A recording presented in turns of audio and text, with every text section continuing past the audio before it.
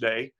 And I know that maybe some of you are choosing to participate again, and some of you are new and didn't get a chance to participate. But what we wanted to do is share with you, and we're going to share it on the screen here in a little bit, but share with you a restaurant pledge that the Oklahoma Restaurant Association has come up with to share with the industry that would allow you to utilize best practices. And this is built around the issue of, and it's happening, we know it's happening, but if you have an employee that has been exposed or has actually tested positive for the virus, and these are steps that you can take and that you can share with your employees. You can train your employees, but you can also share it with your customers to say, these are the steps that we're taking to keep our employees safe and to keep you safe.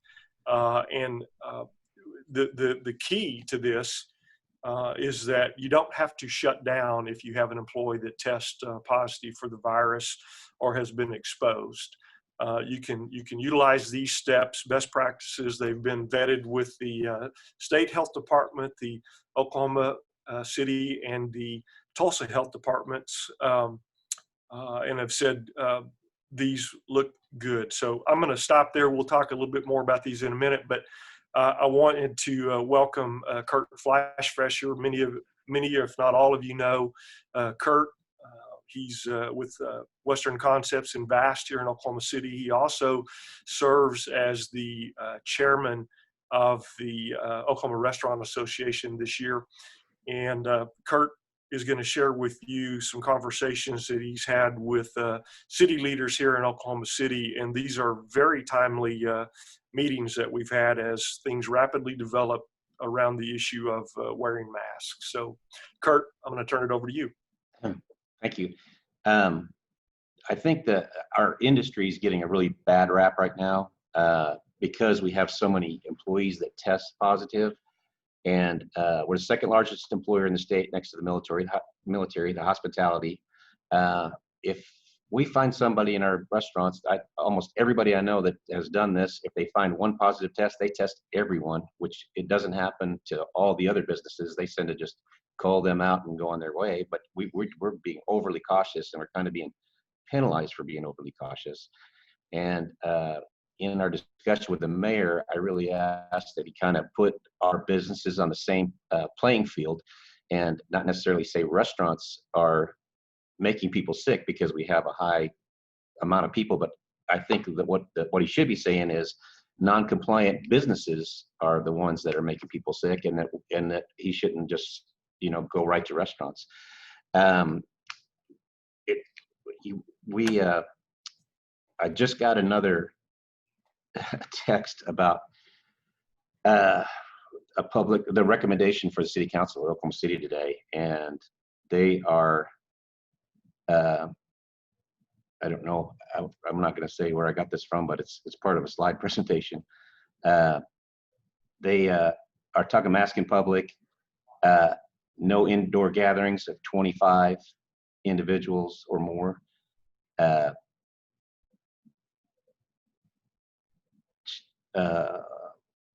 And they're considering closing bars and indoor dining. So I don't know how far that's going to get or how much traction, but it's all the more reason for us to all agree on what our minimum amount of precautions we're going to take and get united on it, because we gotta get, stop making people, I mean, we're not making people sick. I don't think anybody compliant is, doing the right thing. It's the ones that aren't compliant that are. So that's really what this came about, and to help us stay open through finding positive cases and stuff. So we'll just keep our fingers crossed. Jim, if you want to get started. Sure. Yeah, I just thank you for sharing that with me. I need to dig into that a little bit more. The way I read that, these are possible things that may be considered today. So we'll need to be able to talk to the mayor here pretty quickly. And I just got that as I was trying to Yeah, get on here. thank you So I just, sharing it with me. yeah. Anyway, Patty, I wanted to tell you that we are recording this meeting, and so if you've got questions afterwards, we'll be glad to share this recording with you. Patty Colley is going to share the screen, and she has started that. Let me just say this about this pledge. I know that sometimes when you are as an operator are visiting with your local health department, sometimes you get different guidance, and I understand that. And I think the key for me to understand is that you could probably share what this document that we're getting ready to look at with 15 or 20 different health department people, and you might get differing opinions on what we wanted to do. So what this pledge is our effort from the Oklahoma Restaurant Association to give you some basic guidance that if you follow these recommendations that you don't have to shut your restaurant down. So Patty, if you will go to the next slide, we'll just go through this. Touch briefly on. I might mention first, if you don't mind, that we will have a document that you can download that has all of this information in it. So Sure. Don't worry so much about taking notes. We'll take care of you in that way. And on your screen too, if you have a question, if you would just chat that question during this presentation, and afterwards we'll be able to answer questions as best we can. And if we don't know the answer, then we will find an answer and get back to you. So first part of the pledge is obviously the category of when an employee is ill.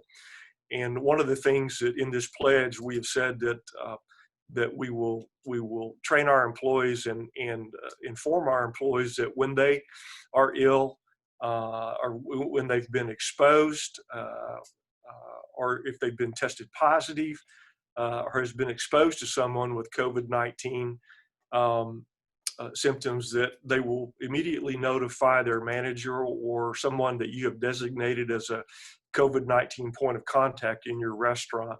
And that employee will notify his or her supervisor or the point of contact, and that employee will be removed immediately from their shift and sent immediately home. So this is really important that you share this information with your employees, because there will be a lot of misinformation, a lot of people that'll be nervous about this, and just say, look, here's the deal. If you're sick, you need to let us know, and you're going to be removed from your shift and sent home. Patty, if you'll move to the next slide. And so employees in this category will not be allowed to return to work until, and then these are all three of these things have to be met.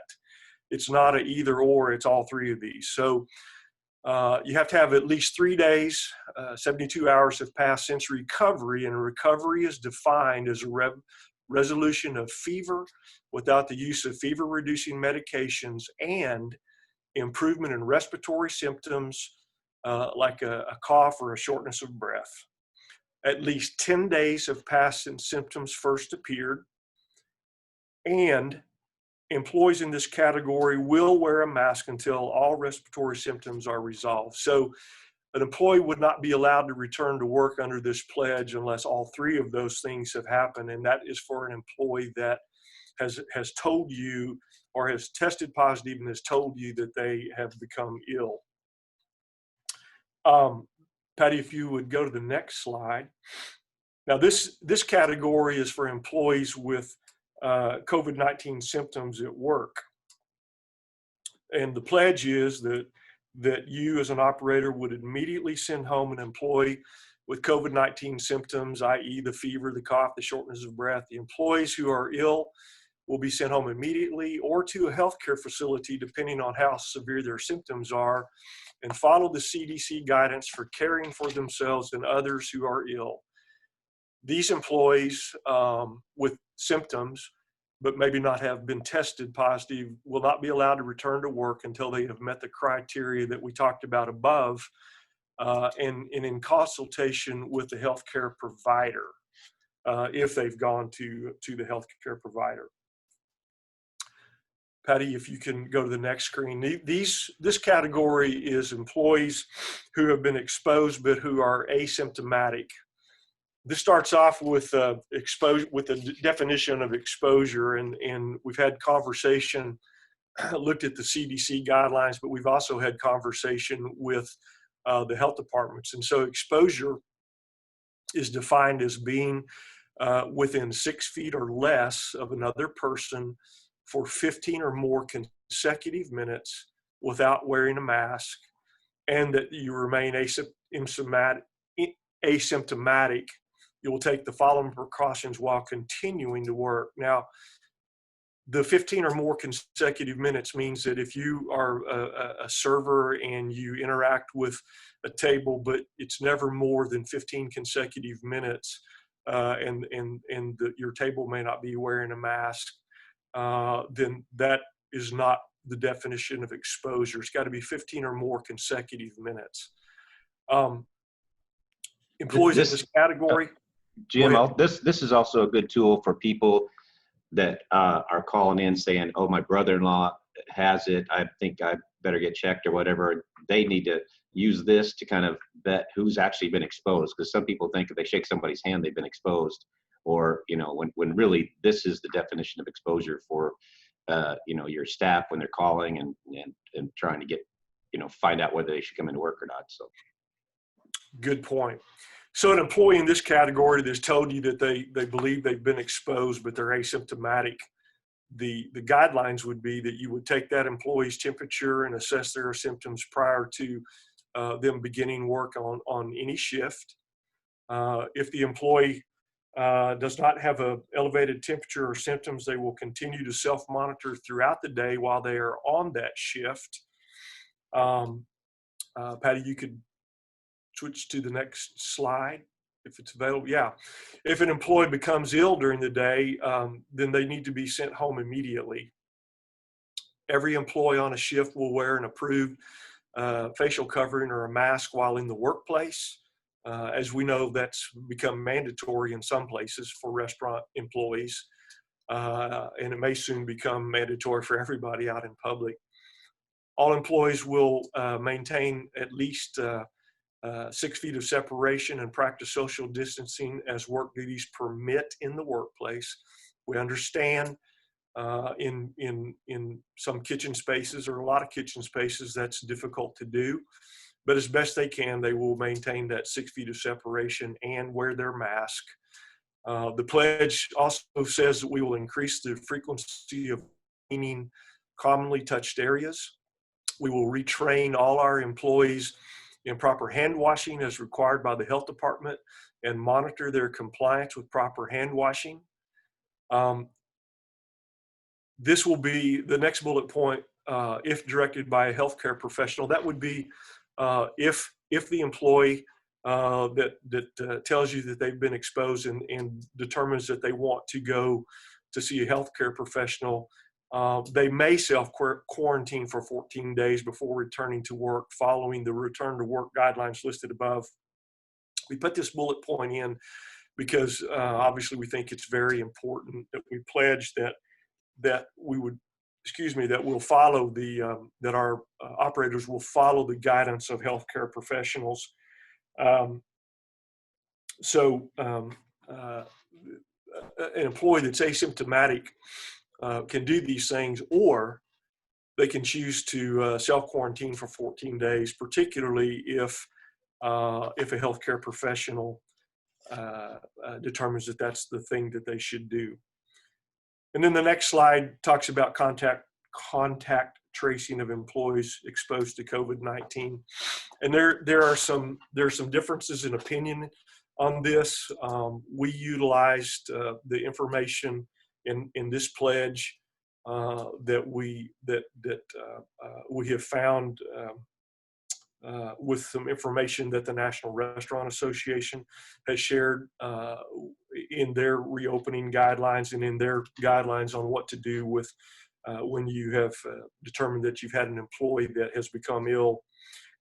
We will contact trace within our operation to determine potential exposure. We will ask an employee who tested positive for COVID-19 which coworkers he or she has been in close contact with in the prior 2 weeks. And again, we got the definition of what exposure is, or you can just check the shift schedules to determine which of your other employees this person that has become ill or has self-quarantined was in contact with on the shifts that they work on. We will advise those employees who have had close contact with the person diagnosed with COVID-19 to stay home and self-monitor for symptoms and follow the CDC guidance if symptoms development. COVID-19 exposed employees with no symptoms may be allowed to return to work with the precautions that are outlined above, which are also found in the CDC guidance. Meaning if you're asymptomatic, just what we talked about before, you self-monitor for symptoms, you check your temperature, do all those things, you wear your mask, and if you become ill at work, then you let your general manager or your supervisor know, and you are immediately removed from work. And then the last thing that we have that we've put up here is the clean and disinfect. These are typical things that you're already doing, and we just wanted to emphasize this in the pledge. We will clean and disinfect those areas used by the employee testing positive using approved sanitation products and practices known to kill the virus. As always, we will ensure safe and correct use and storage of the cleaning and disinfection products. And then Jim, the last one is, well, before you get off that one, a lot of people feel like they have to go get the $1,000 crew to come in and sanitize. What this is saying, what the health department is saying, is using the proper equipment the way you've been doing it is enough to you don't have to have your whole restaurant professionally done other than by your staff. And then the last one is that we will ask for a fitness for duty return to work medical clearance note prior to a previously ill employee returning to work. There's some difference in opinion here. The health department has told us, although we know that from practical experience that this can happen, but the health department has told us that sometimes it's difficult to get a negative test. If a person has had a positive test for the virus and has recovered under the guidelines that we talked about earlier in this document, it's sometimes difficult to get a negative test. But whatever we can do to give a comfort level to the other employees and to the dining public, that's what we'll ask them to do is to get a medical clearance note prior to a previously ill employee. This is somebody that has actually been tested positive before they return to work. So that's the pledge. You're welcome to use it. Patty has put up on the screen a place on our website where you can go to print this pledge. If you choose to do so, you can sign it if you want to. You can post it, and feel free to utilize it to show to your employees and to give them some level of comfort that you're doing everything you can to not only keep them safe, but to remain open to allow them to work under these guidelines, so under this pledge.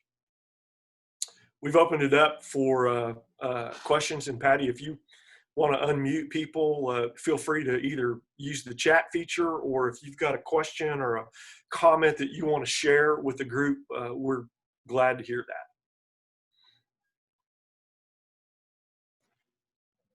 Patty, you're muted.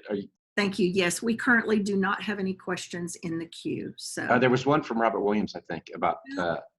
It was a statement. You want to take that? Well, I just wanted, Robert said that we need to let the mayor know that we're not making people sick if they're not hanging out for 15 minutes in a row at a table if we don't have with masks or, and we did get that point across. And actually, Mayor Holt kind of conceded that he had been kind of overly rough on the restaurants and he would try to handle his wording better. So. In fact, I heard a statement from Mayor Holt this morning, and he just talked about the spike, but he didn't talk about restaurants or bars. He just said, we're having the spike, so we're going to have to figure out what we need to do. So anyway, thank you, Robert, for that. Any other comments or questions or things that you want to share? I know that we have several operators on this call. Some of you may have already experienced this. I don't have a question, but I have a comment. I listened to a seminar yesterday from, I think it was restaurantowner.com. I don't know. It's one of those magazines that we all get. And it was on this subject. And I think I'm a little bit sadistic throughout this thing for listening to so many of these Zoom calls. I think I've got Zoom is embedded in my forehead nowadays, but I listened to one of them, or at least the first hour or so of it. I was just going to say that I know that Flash and Elliot and several of you put a lot of work in on this document, and I was going to say that it is right on target with what these national firms are saying. These national consensus is saying that they're almost word for word what is being presented in the ORA document. As a matter of fact, I sent the ORA document to just the general website, restaurantowner.com deal.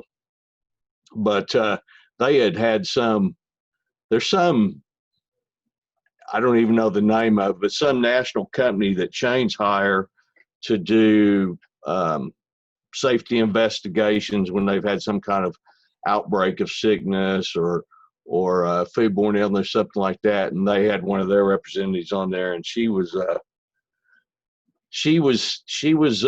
on target. So I think a job well done, Flash. Thanks, buddy. I'll tell you the thing, listen to this call and kind of today is seeing all these A-type personalities just worn slick and numb with all this stuff. And I think on Tuesday, maybe 3 people asked the question. It just, this is just wearing everybody slick. So all the team at the ORA did a great job on this deal. Well, it's funny though, the things though you don't think about, like the other day when you guys start talking about dealing with people going on vacation, and I hadn't even dawned on me that's going to be an issue. Yep. And where they go and when they come back to work, and that. So we added to our employee notification the little note that we sent to all of them about you need to keep us informed about what you're doing as far as contact with people that that been exposed and everything, but also we added a note about if you go on vacation, we need to know it. So good work. You pick up little things. Good work. Jim, I know this came up on our earlier call, but there is a question posted by Jason that said, should the pledge include a reference to the FFCRA and our commitment to complying with those requirements? Those include paying up to 10 days, 2 weeks at full pay for employees who are advised by a doctor to be quarantined. Yeah. I know we posted those. You know what? That's a good point, and we've shared that information again in our updates. I don't know that that's necessarily something that we would put on this document, because this is more, here's what we're going to do if an employee, tests positive or has been exposed. Our employees need to know their rights under the FFPRA or whatever that's called. Mm-hmm. But that's not really something that I think the public is going to need to know about. That's just my opinion. Right. The document. But very good point. And we are sharing that information again in our updates on what the employee rights are and what the employer responsibilities are under that. And some of those things are pretty easy to abuse. So, I mean, getting that information out. Everybody thinks, Yeah. well, I can get my extra 10 days in before this is over too. Right. So it's a shame to even have to think that way, but there's a lot of components to this whole thing. The unemployment and everything else is just being abused, and I think it would be making more abused probably. Right, and that was in yesterday's update, and we'll have it in there again today as well. Yep. Other thoughts, comments, questions? And I will, let me just share this with you. If you've got a question that you don't want to share with the group, if you'll email me or call me, a lot of you have my cell number. Just give me a call and we'll discuss things and you know, try to find an answer for you. Anybody else? No questions in the queue. Okay. Thank you all. And again, give us a call if you've got some things that you want to talk about offline. Thank you. Thanks, everyone. Bye-bye.